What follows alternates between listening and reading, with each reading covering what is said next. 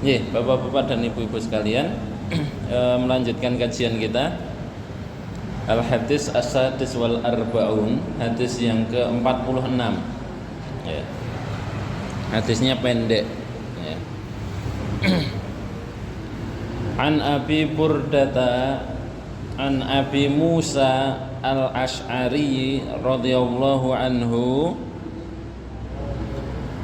anna Nabiyya sallallahu alaihi wasallam ba'asahu ilal Yaman fasa'alahu an asribatin tusna'u biha faqala wa ma hiya qala al-bid'u wal misru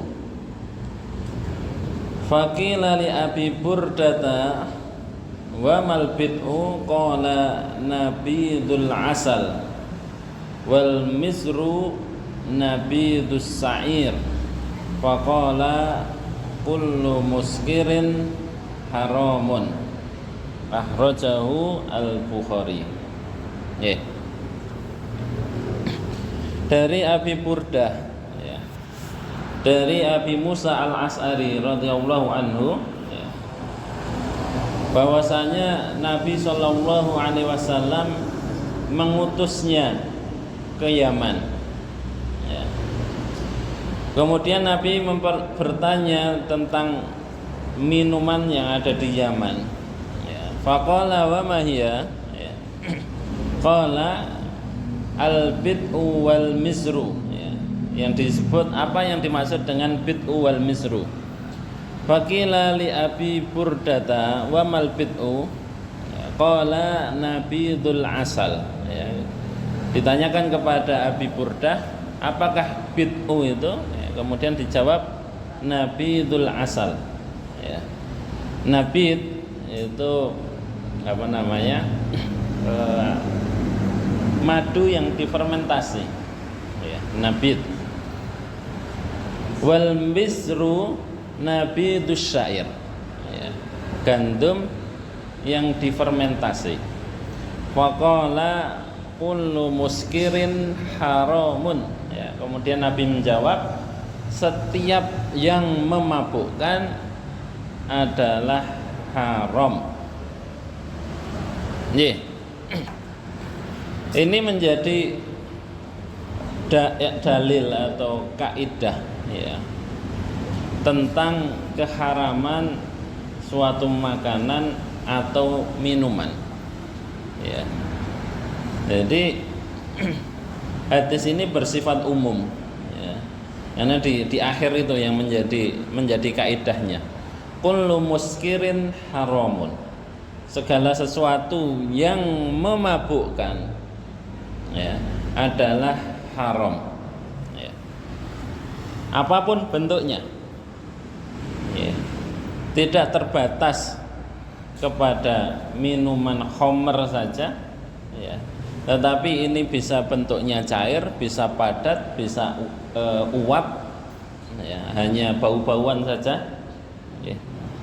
Tetapi selama dia menjadikan orang syakaro, maka hukumnya adalah haram. Nah, apa yang dimaksud dengan muskir atau iskar? Dikatakan bahwa iskar ma istatarul akli, syakaro itu sesuatu yang menutup akal. Maksudnya apa? Segala sesuatu yang menjadikan akal manusia itu tertutup. Orang yang mabuk itu akalnya tidak bisa bekerja. Makanya namanya syakaro. Kullu ma istataro al aqlu. Segala sesuatu yang menutup akal, yang menjadikan akal tidak bekerja dan tidak berfungsi. Itu pengertian dengan syakaro atau muskirin. Muskir itu bentuknya, barangnya itu namanya muskir. Segala sesuatu yang menutup akal pikiran seseorang. Nah, ini yang kemudian menjadi haram. Nah, makanya kemudian muncul sebuah kaidah, Al hukmu ini kaidah usul fikih ini. Al hukmu yaduru ma'a illatiha. Ya. Suatu hukum itu ya tergantung kepada sebab musababnya. Ya. Ya. Jadi hukum itu bergantung kepada asbab. Ya. Atau hukum itu ditetapkan karena adanya suatu sebab. Ya. Nah, dalam kaitannya pengharaman khamr ini, ya, hukumnya menjadi haram ketika apa? Ketika ada sebabnya. Sebabnya apa? Membuat orang mabuk. Ya. Selama sesuatu itu memabukkan, maka masuk kategori khamr. Ya. Selama dia dikonsumsi membuat hilang akalnya, maka menjadikan dia haram, ya, masuk dalam kategori khamr, ya. Karena al wasilatu ila haram haram, ya. Segala sesuatu yang menjadi penyebab atau wasilah, ya, perantara kepada sesuatu yang haram, maka perantara ini menjadi haram, ya. Sesuatu yang menjadi penyebab kepada sesuatu yang haram, maka wasilah tadi juga menjadi haram, ya. Nah, kemudian muncul pertanyaan berikutnya, ya, karena ini masalah khamr ini belum selesai sampai sekarang, ya. Bahkan di fatwa MUI pun berkembang masih, ya. Fatwa MUI berkaitan dengan khamr. Karena fatwa tahun 2018 kalau nggak salah, MUI itu mengeluarkan fatwa kehalalan etanol dengan kadar tertentu. Ya. Etanol itu bagian dari alkohol. Ya. Tetapi kadang yang salah dimengerti, ya. Kadang kita tidak membedakan antara alkohol dengan khamr. Itu dua hal yang berbeda. Ya. Alkohol dengan khamr itu berbeda. Karena gini, ada minuman khamr tetapi 0% alkohol, dia haram. Tetapi ada makanan yang sampai kadar alkoholnya 10% tapi halal. Ya. Kenapa? Karena kita sering menganalogikan bahwa khamr itu ya alkohol, alkohol itu ya khamr. Ini dua hal yang berbeda. Anggur orang tua itu kadar alkoholnya tidak sampai 0,5%. Tapi ulama sepakat bahwa anggur ini hukumnya haram untuk diminum karena dia khamr, ya. Tetapi yang namanya tape, Bapak Ibu sekalian, ya, tape itu pada hari ketiga menurut penelitian loh ini, itu mencapai kadar alkohol 10, sekian %, bahkan sampai 11% di hari ketiga. Itu pas banyak-banyaknya airnya itu, ya. Itu mencapai 10, sekian %, ya. Tetapi jarang ada ulama yang mengharamkan tape, ya. Kenapa? Al hukmu yaduru ma'a illatiha, ya. Hukum ditetapkan karena ada sebab musababnya, ya. Orang minum khamr walaupun 0% alkohol, ya, dia bisa mabuk, ya. Tetapi makan tape, okay, sak piring misalnya, okay, paling meglegean, okay. Artinya ilah bahwa sebab musabab diharamkannya khamr adalah memabukkan itu tidak, ya, terpenuhi dalam tape misalnya, okay. Karena kalau semua yang beralkohol haram, kita repot. Durian itu kadar alkoholnya di atas 3%. Jenengan yang mboten dahar durian nggih paling wong enak kok diharamke. Nggih. Durian, sirsat, kemudian sing kecut-kecut niku nggih, buah-buahan yang sejenis itu, nangka. Ya. Itu mengandung kadar alkohol. bahkan itu di atas anggur cap orang tua itu kadar alkoholnya. Karena anggur itu biasanya 0,5 atau setengah persen ke bawah, 0,35 0,5 biasanya gitu. Jadi yang menjadi sebab diharamkannya sesuatu itu karena memabukkan, bukan kadar alkoholnya. Ganja itu tidak ada 0% kadar alkoholnya.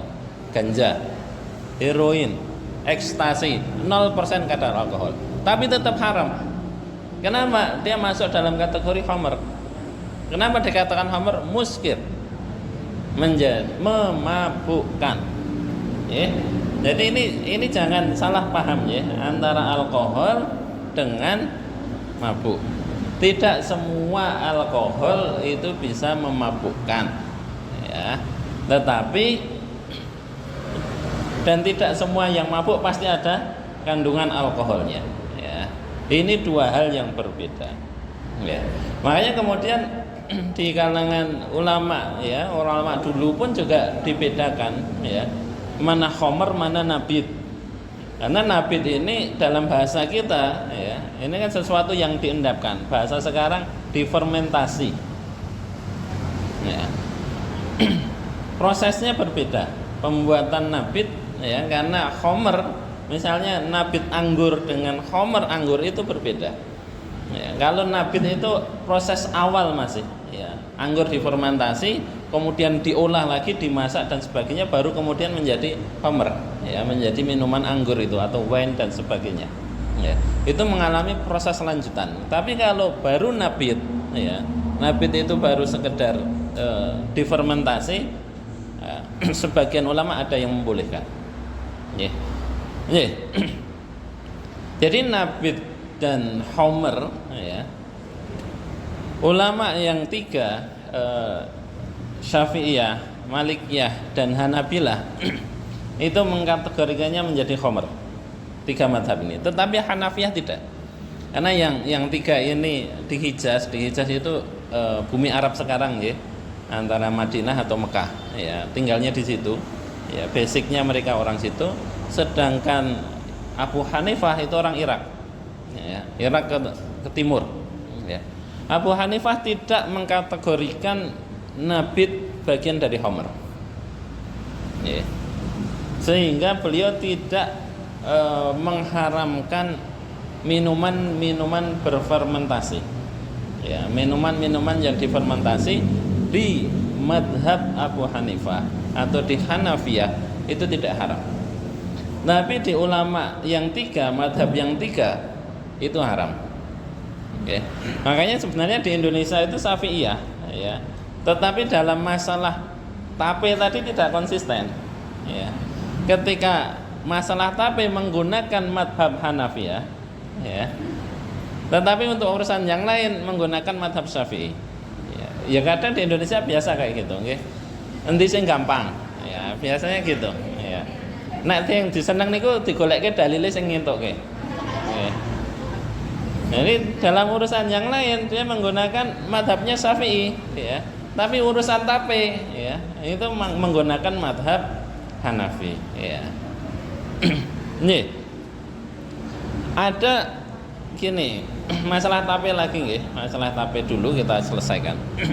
Ada beberapa orang yang kemudian dalam kehati-hatiannya, ya, kalau mau makan tape, ini madhab Syafi'i ini, ya.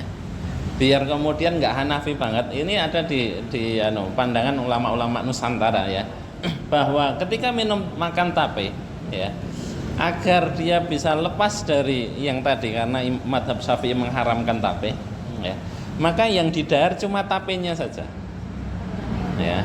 Duduhe itu nggak boleh dimakan, ya. Anak awak dhewe malah yang pertama dimakan duduhe. Analoginya gini, ya, bahwa duduh itu dikiaskan dengan darah. Ya, darah yang mengalir tidak boleh dimakan, tapi darah yang menempel pada daging itu boleh. Ya. Ini analogi orang Syafi'iyah Indonesia loh ini, ya. Sehingga kalau makan tape biar halal, ya, dibuang duduhe yang dimakan tapenya. Kalau ada duduh yang masih nempel di tape itu dikiaskan dengan darah yang nempel pada daging sehingga boleh dimakan. Oke. Ini untuk kehati-hatian ya. Walaupun kalau di fatwanya di NU online itu ya sebaiknya hal-hal ini dijauhi katanya. Oke. Karena yaitu kekeh dengan madhab Syafi'inya ya. Sebaiknya walaupun itu masih himbauan, tidak berani memfatwakan tape haram gitu okay. Di NU online itu nggak berani, tetapi hanya mengatakan sebaiknya ya, sebaiknya tape atau hal-hal makanan-makanan yang difermentasi ya, bisa bentuknya tape atau minuman makanan yang lain sebaiknya dihindari ya, himbauan saja ya. Karena NU dan Muhammadiyah agak berbeda dalam mensikapi masalah ini, kadar alkohol tadi ya. Di Muhammadiyah agak tinggi standarnya ya, alkohol yang diperbolehkan ya masuk dalam makanan ya, itu di atas 0,5% di Muhammadiyah ya.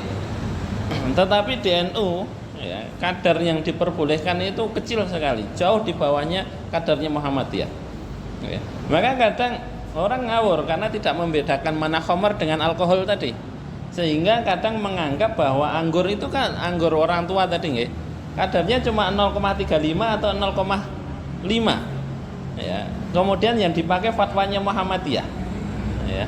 Karena fatwa Muhammadiyah 0,7 kayaknya kalau nggak salah ya, kadar alkohol yang diperbolehkan dalam makanan dan minuman ya. Sehingga kemudian ini halal menurut fatwa Muhammadiyah. Padahal itu dua hal yang berbeda ya, yang orang tidak paham. Walaupun anggur itu 0% alkohol tetap haram ya. Muhammadiyah tidak mengatakan oh berarti anggur orang tua halal, nggak ada fatwa yang menghalalkan itu ya. Jadi karena kadang salah kaprah ini kita memahaminya ya, kita tidak tuntas membedakan mana khamr mana alkohol. Jadi dianggap semua yang beralkohol pasti khamr. Tidak. Dalam obatan kita juga banyak mengandung alkohol.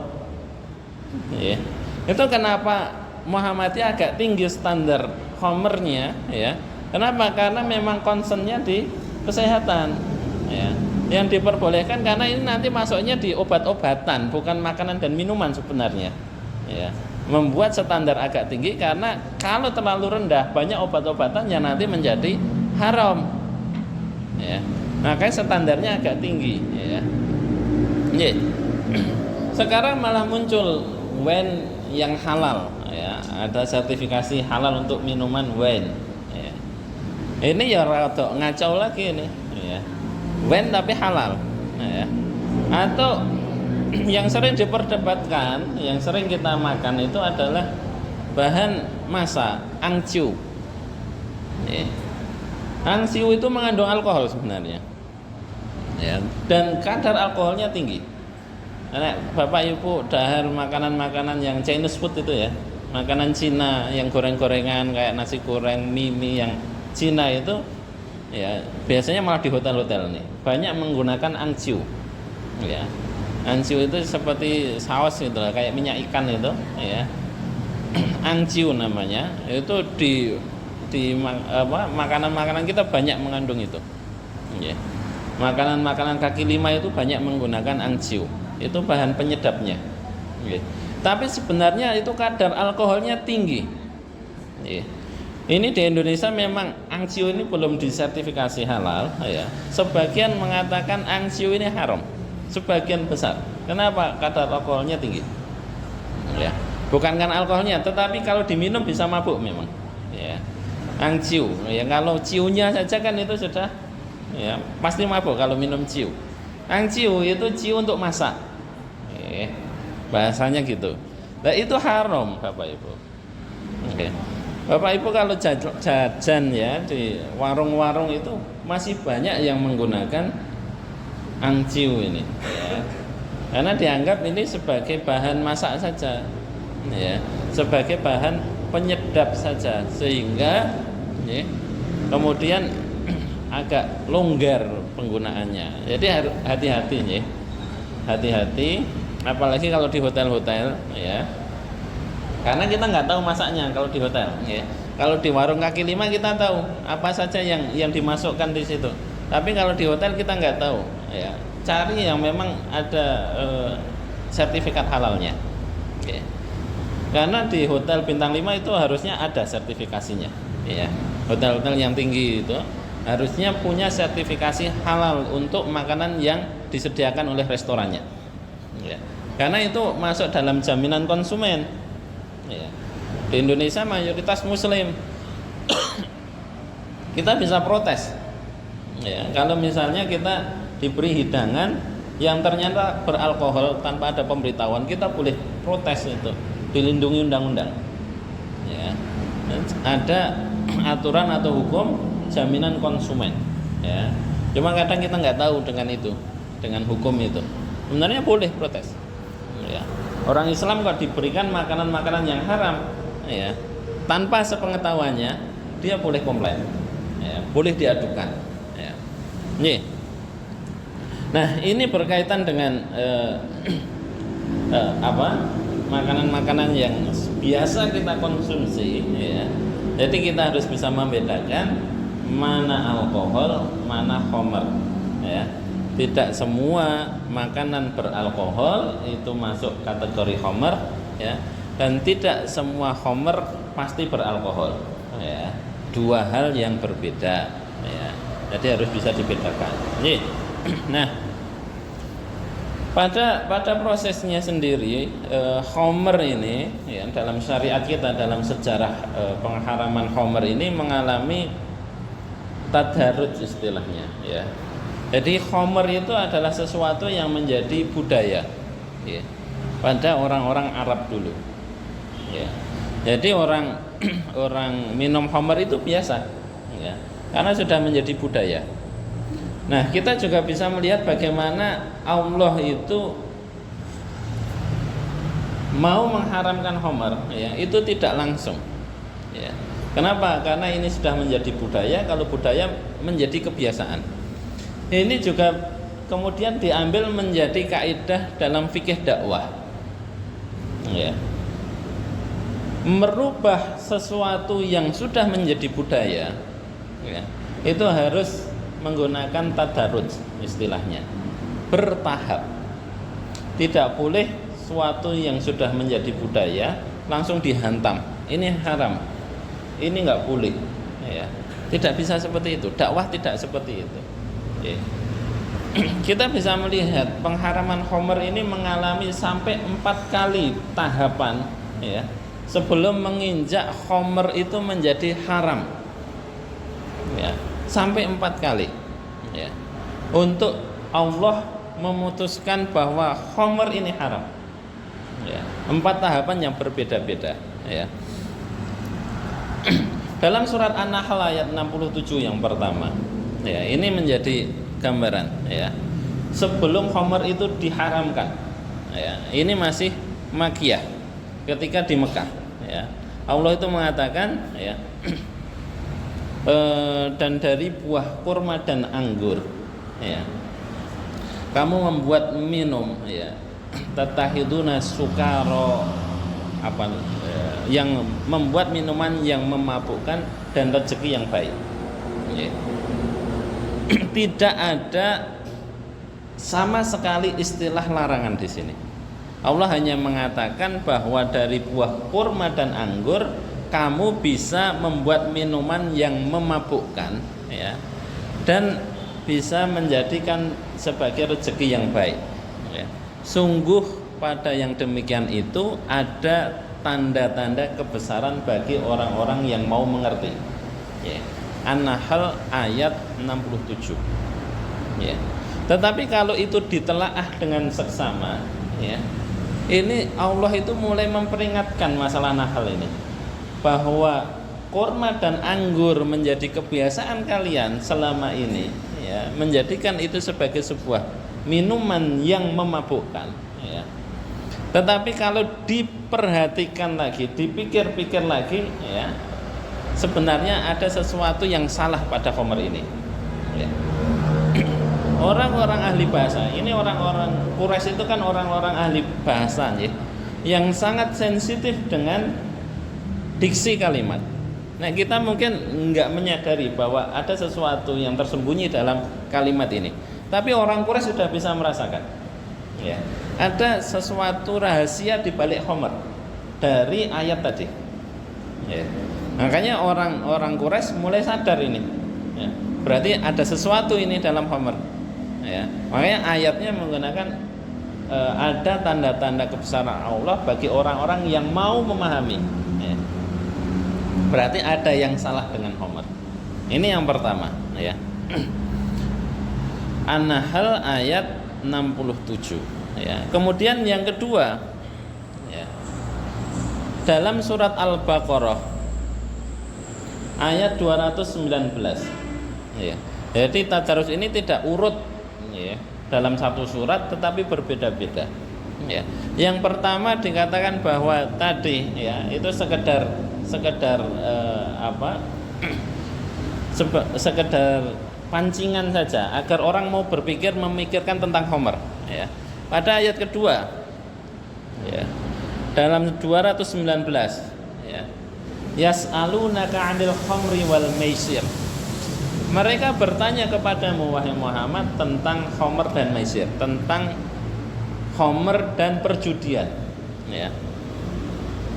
Qul fihima ismun wa manafi'un linnas wa ismuhuma akbarun min naf'ihima. Ya. Katakanlah wahai Muhammad kepada mereka, kepada para sahabat yang bertanya. Yang bertanya ini Umar dan para sahabat yang lain. Menanyakan tentang tradisi tadi, mabuk-mabukan dan berjudi. Karena dua tradisi ini, ya, sudah menjadi budaya, ya, di masyarakat ketika itu. Nek mabuk nggih mesti kaitannya dengan judi, ya. Nek judi biasanya ditemani dengan mabuk. Ini sudah menjadi budaya. Makanya Umar menanyakan kepada Rasulullah, ya. Karena Umar mulai gelisah, ya. Ini orang Islam masih banyak yang mabuk, masih banyak yang main judi, ya.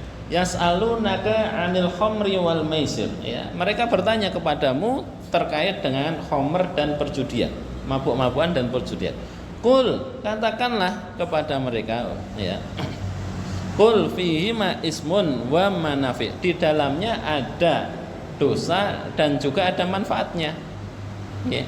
Dalam perjudian, dalam khamr itu, ya, ada dosa ismun, ada kesalahan di situ, tetapi juga ada manfaatnya. Wa ismuhuma akbaru min naf'ihima. Dosanya, kesalahannya jauh lebih besar daripada manfaatnya. Artinya Allah pun mengakui bahwa agama kita ini mengakui dalam khamr itu ada manfaatnya, ya. Dalam khamr, dalam judi itu ada manfaat, itu tidak dipungkiri, ya. Karena misalnya di orang-orang Rusia, ya, daerah-daerah yang dingin itu, anggur itu menjadi sesuatu yang konsumsi wajib, ya, untuk menghangatkan badan, ya. Tujuannya untuk itu, menghangatkan badan karena udaranya dingin. Makanya dalam Al-Quran juga dikatakan fihi ma ismun wa manafi'. Ada manfaatnya, ya. Wa ismuhuma akbaru min naf'iha. Tetapi kesalahannya, dosanya jauh lebih besar, kerusakannya jauh lebih besar dari manfaatnya. Ya. Ada pengakuan tentang manfaat khamr. Ini yang kedua, belum ada pengharaman masalah khamr. Belum diharamkan ini. Baru dikatakan bahwa madharatnya jauh lebih besar daripada manfaatnya. Efek rusaknya jauh lebih besar dari manfaat. Sehingga orang-orang biar berpikir dulu, tingan-ngen dulu. Ya. Biar orang-orang siap-siap dulu. Ya. Berarti karena ini nanti akan ditopang dengan ajaran-ajaran yang lainnya, ya. Misalnya bahwa orang beriman itu apa, ya? Mengerjakan yang ahsan, meninggalkan yang hasan, ya. Orang muhsin itu ya dia akan mengerjakan yang lebih baik, meninggalkan yang baik, ya. Nanti akan ditopang dengan ajaran-ajaran seperti itu. Sehingga umat kemudian berpikir ketika Allah mengatakan fihi manafi' wa ismu ma akbar min naf'ihima, orang kemudian mulai sadar. Jadi yang dibangun kesadaran, ya, untuk meninggalkan khamr.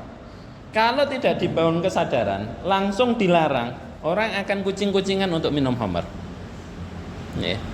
Kita melarang suatu perbuatan yang sudah membudaya, langsung dilarang, nggak boleh ini, orang akan kucing-kucingan. Tetapi yang dibangun dalam dakwah itu adalah kesadaran seseorang sukarela meninggalkan hal itu. Ya, itu yang harus dibangun dalam dakwah. Ya.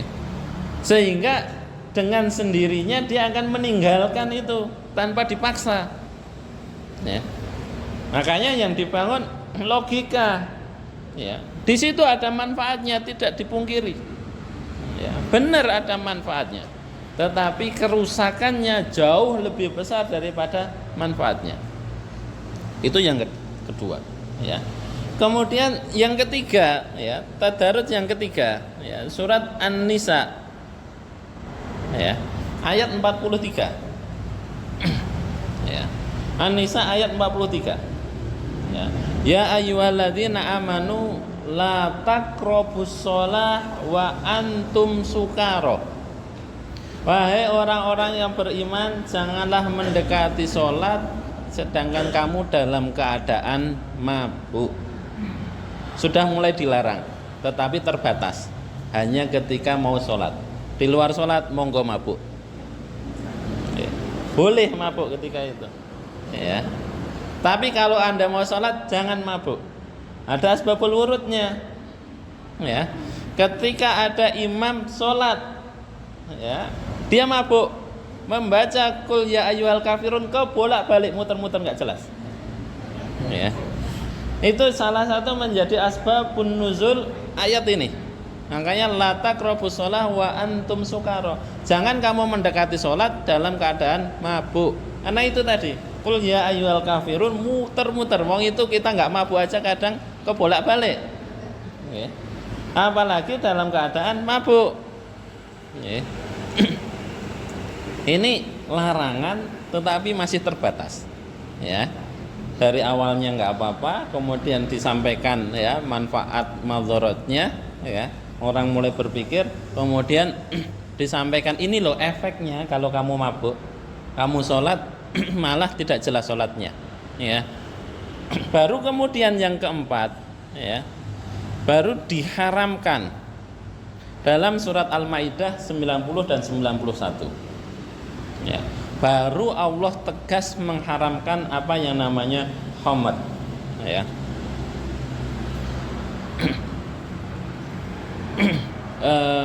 Apa namanya?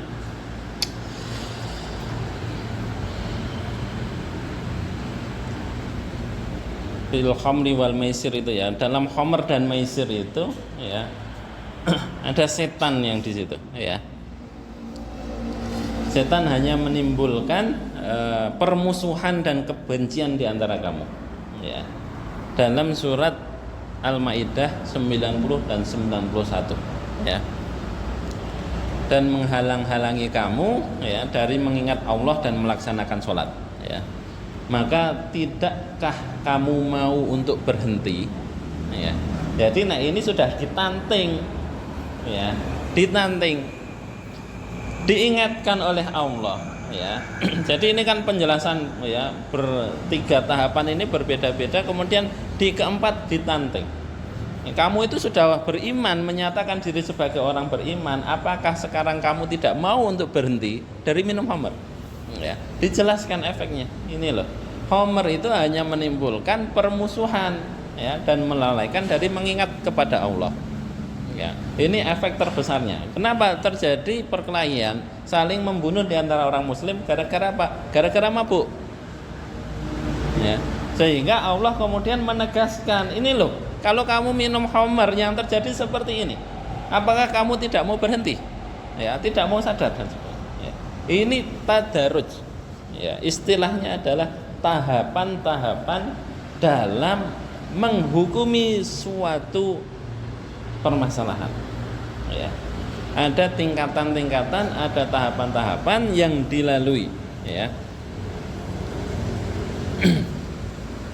Makanya Imam Qurtubi, ya, dalam tafsir Ahkamul Quran, beliau mengambil kesimpulan bahwa tidak ada suatu proses penghukuman haram terhadap sesuatu melebihi proses homer ini. Ya, tidak ada. Kenapa? Karena saking homer itu sudah begitu melekat dalam kehidupan masyarakat ketika itu, sehingga treatment yang digunakan, ya, dakwah yang digunakan oleh Allah itu harus mengalami jenjang yang panjang. Dan itu tidak sebentar ya Bapak Ibu sekalian. Itu prosesnya lama. Ya. Pengharaman homer ini di Madinah. Ya, Al-Maidah 90 itu turunnya di Madinah. Padahal Allah sudah mengajak umat ini berpikir ya sejak berada di Mekah. Ya. Sejak di Mekah itu sudah diingatkan sebenarnya. Tapi proses sampai pengharamannya itu sampai bertahun-tahun. Ya. Dakwah itu kadang seperti itu. Ya. Untuk merubah suatu kebiasaan yang terjadi di masyarakat yang sudah menjadi budaya butuh waktu dan proses yang panjang. Ya. Jadi dakwah itu tidak selalu bahwa kita dakwah harus merasakan hasilnya. Ya. Dakwah yang kita lakukan bisa saja yang merasakan hasilnya nanti setelah kita nggak ada. Ya. Itu banyak terjadi dan dalam Al-Quran juga banyak ya dikisahkan seperti itu. Seperti pemuda yang mau dibunuh nggak bisa-bisa itu, ya. Sehingga sampai terakhir kalinya dia mengatakan kalau kamu mau membunuhku, ya, kepada raja itu, ya, katakanlah bahwa demi Tuhannya si anak ini, la ilaha illallah gitu. Baru anak itu mati. Sehingga seluruh penduduk negeri beriman kepada Allah. Semuanya. Dakwahnya berhasil ketika apa? Yang berdakwah meninggal. Kadang kita nggak sabar dalam dakwah. Ya. Pengen segera melihat hasilnya. Pengen semuanya baik ketika kita masih hidup. Pengen merasakan hasil dari usaha kita. Melihat hasilnya. Padahal tidak seperti itu. Ya.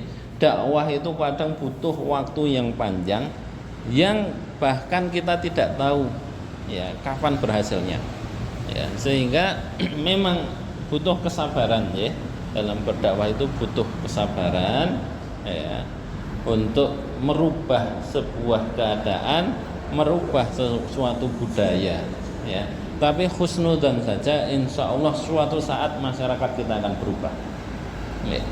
Jadi dai tidak boleh ngambekan, tidak boleh baperan, ya, ngelukro kemudian diandani rano ya wis tak tinggal, nggak boleh, ya. Lah kalau dakwahnya seperti itu seperti ya Nabi Yunus itu, ya, karena dakwah yang ngambek kok orang masyarakat tidak mau menerima dakwahnya pergi, ya. Akhirnya dimakan oleh ikan. Ya. Ya, itu sebagai peringatan. Dakwah itu nggak boleh kayak gitu.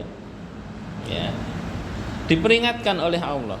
Ya, yang namanya pengen merubah kebiasaan, ya, tidak boleh kok kemudian mutung seperti itu, nggak boleh. Ya. Mungkin kita nggak merasakan perubahan, tapi nanti anak cucu kita mungkin sudah terjadi perubahan. Ya. Jadi dalam menanamkan ya kepada anak-anak kita pun juga seperti itu. Ya, jangan berharap bahwa sekali kita ngomong kemudian berubah. Ora gelem kandhani ya wis. Enggak boleh kayak gitu. Nggih. Ora gelem kandhani yo sesuk kandhani meneh gitu. Nggih. Harus seperti itu karena butuh waktu dan butuh kesabaran. Ya, kadang kita sih enggak sabar. Ya. Nggih, jadi ini nggih ada beberapa hal yang terkait dengan hadis ini, bahwa kullu muskirin haramun ya, segala sesuatu yang memabukkan haram. Jadi ilat atau sebab diharamkannya sesuatu itu karena muskir, memabukkan ya, itu ilatnya. Tetapi juga tidak boleh dikesampingkan bahwa oh saya nek mung sak sloki ra mabuk berarti boleh. Ya tidak. Ya. Kasiruhu wa qaliluhu sawa. Al wasilatu ilal haram tadi ya. Kasiruhu wa qaliluhu sawa itu artinya banyak sedikitnya sama haramnya. Kenapa? Al wasilatu ilal haram haramun. Yang menjadi perantara kepada sesuatu yang haram, maka wasilah tadi juga, perantara tadi juga haram, ya. Seseloki haram, walaupun satu seloki itu haram. Kenapa? Karena kalau sak gelas mabuk, maka satu selokinya menjadi wasilah kepada, ya, yang haram. Sehingga tidak bisa dikatakan saya misidik kok, ya, berarti nggak haram, tetap haram, ya. Karena kalau diminum oleh orang normal dia haram. Bisa saja ada yang minum satu botol nggak haram, nggak mabuk, bukan berarti menjadi nggak haram. Ini ukurannya orang secara umum, ya, bukan orang perorangan, ya. Jadi standarnya secara umum. Nah, misalnya makanan haram, kenapa kudrah, menjijikkan? Menjijikkan bagi siapa? Ada orang yang jijik dengan bekicot, ada yang tidak misalnya. Maka yang dipakai standar umum. Kebanyakan manusia merasa jijik enggak dengan barang tadi, ya. Karena ada orang-orang nekat yang memang tidak tahu jijik, ya. Kemudian dia mengatakan, oh ini enggak jijik kok menurut saya. Ini standarnya bukan standar pribadi, ya. Sama seperti Homer ini, standarnya yang dipakai adalah standar umum. Nah, jenengan satu botol nggak mabuk, tapi orang kok, ya, satu seloki sudah mabuk, berarti itu haram, walaupun jenengan nggak mabuk, ya. Jadi standar yang dipakai bukan standar pribadi, ya, bukan orang perorangan, tetapi standar umum. Umumnya orang-orang bagaimana? Oh, umumnya do mabuk, berarti itu haram. Oke. Termasuk dari tadi masalah nabit ini, ya, minuman berfermentasi. Bahkan dalam madhab Hanafi, ini kembali lagi ke, ya, yang tadi ada yang ketinggalan. Dalam madhab Hanafi, ya, ini madhab Hanafi, ya. Kalau minuman berfermentasi, misalnya kalau minum 4 gelas dia mabuk, maka dia tidak boleh minum lebih dari 3 gelas, ya. Karena pada dasarnya minuman berfermentasi tidak haram bagi mereka, ya, madhab Hanafi. Maka kalau mabuknya setelah minum 4 gelas, jenengan dahar tape sak piring itu mabuk, maka tidak boleh makan, ya, sampai 1 piring. Di bawah itu boleh, di mana jenengan masih aman dari mabuk, ya. Ini di madhab Hanafi loh, ya. Kalau di madhab Syafi'i beda tadi, ya. Di madhab Hanafi juga boleh. Nabit atau minuman berfermentasi boleh diminum, ya, selama tidak sampai dia mabuk. Ya, tinggal mabuknya seberapa. Nek sak galon mabuk, maka ya tidak sampai 1 galon, ya, minumnya, ya. Oke. Jadi tergantung kepada itu tadi. Secara umum gimana, ya. Jadi standarnya adalah standar umum, ya, orang kebanyakan, bukan orang perorangan. Jadi ini, ya, berkaitan dengan Homer. Dan sekali lagi bahwa Homer ini berkembang, ya. Pembahasan masalah Homer ini berkembang, ya.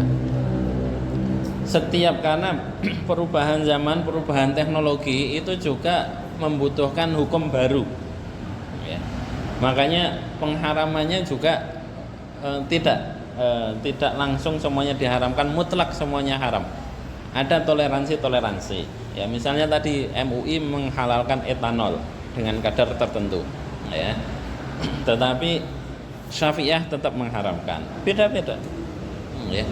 Jadi kalau kemudian di kedepannya kita mendapatkan, loh ini kok dihalalkan, itu masih mungkin terjadi perubahan ini, masalah ini mungkin terjadi. Nah, tapi hal-hal yang sudah pasti, kullu muskirin haram, itu kaidah pasti tidak bisa diganggu gugat, ya. Semua yang memabukkan maka dia haram, ya. Tinggal kadar tadi, ya, kadar tadi yang nanti akan berbeda-beda sehingga ketentuan hukumnya juga bisa berubah. Mungkin ini dulu, ya, pembahasan kita pada pagi hari ini. Sebelum ditutup mungkin ada pertanyaan, monggo.